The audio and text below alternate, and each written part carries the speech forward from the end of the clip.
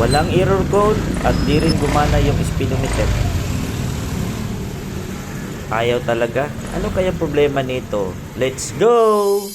At kung bago ka pa lang sa aking channel, huwag kalimutan mag-subscribe at i-click ang notification bell para ma-update ka sa mga bagong videos ko. Yes mga ka-riders, may click 125 po tayo dito. Wala naman siyang error code at ayaw din gumana nung speedometer niya.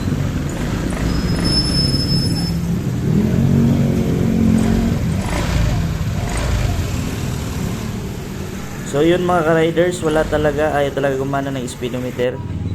Check po natin yung speedometer sensor niya dito po banda sa may gulong. Tanggalin po natin yan. Sa tingin ko parang okay naman na, wala namang problema. Pero check pa rin natin mga ka-riders. So ganito po pag-check yan mga ka-riders.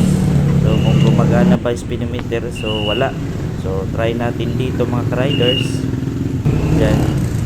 So wala pa rin, ayaw pa rin gumana ng speedometer. So dito, check wirings na po tayo mga ka-riders. Balik na natin tong speedometer sensor. Baybayin lang natin no yung wiring sa speedometer sensor. So yun mga ka-riders, may putol pala.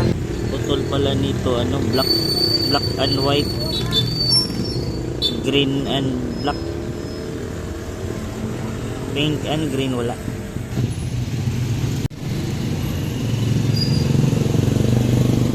Dugtong po natin yung mga naputol mga ka-riders. Check natin.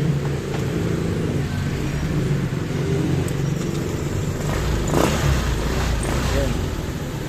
Paano na? Buti yan lang. Ha? Oo, buti yan lang yung problema nito.